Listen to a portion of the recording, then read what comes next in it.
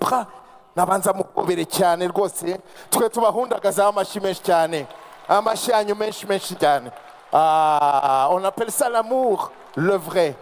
Voilà. Maintenant, Idrissa et Vestine Nimuzehano, est-ce que vous pouvez vous mettre ici devant? On veut que toute cette congrégation puisse voir tout ce qui va se passer.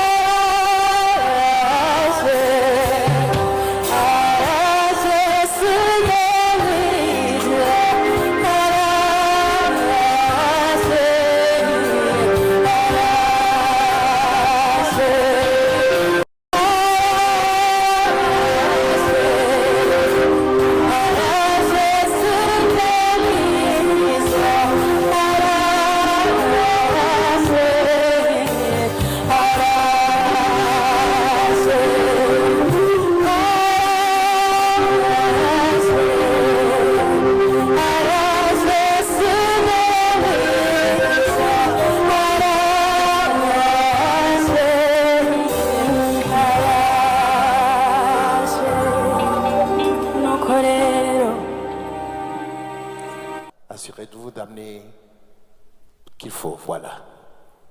Venez avec nous. Le moment que tu as attendu tellement longtemps, pour lequel tu as prié, que tu as désiré, tu t'es mis à genoux, tu as dit Dieu, vraiment il faut me donner. Là même il va te donner.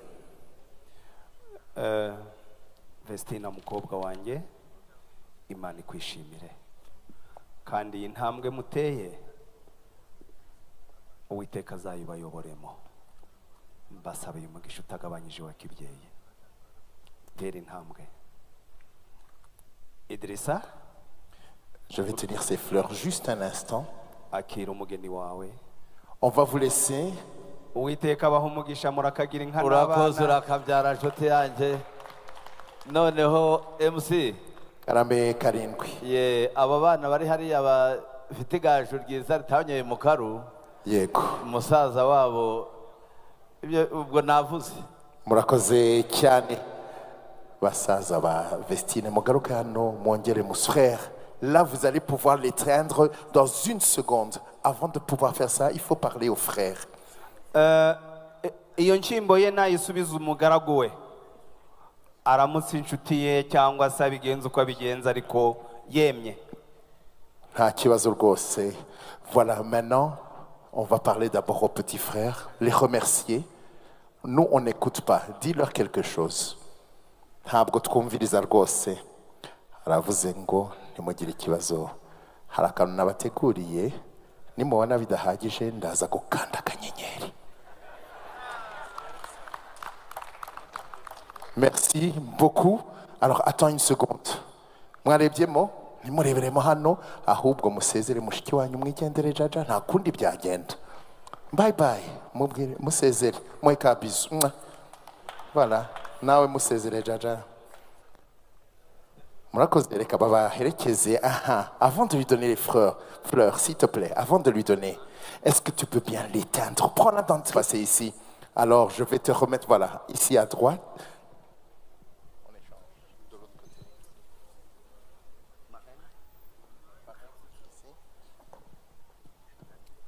Tout le monde dit amashyi menshi cyane rwose. On est là pour ça, on applaudit bien fort. Idrissa, est-ce que tu peux lui remettre ce joli bouquet de fleurs? Izi ndabo yazizanye agira ati ubwo bamunyemereye kamagaragarize yuko mukunda rwa rundi ruzira uburyarya. Voilà, des fleurs qui bien évidemment signifient le bonheur. Tout le bonheur qui habite son cœur, tout l'amour qu'il a pour Vestine. Vous pouvez vous regarder, hein? Reka dusabe protocole idufashe aba baje bagaragiye umugeni baberekeze mu byicaro byabo kugira ngo nabo bashobore gukurikira neza ibintu byose bigiye kubera hano. Voilà, marraine wamufasha izo ndabo gatoya. Il n'y a pas que des fleurs. Abafite impano Idrissa yateganyirije Vestine nibayituzanire. Le cadeau de Idrissa pour Vestine, munadutegurira iyo Vestine yateganyirije Jean-Luc.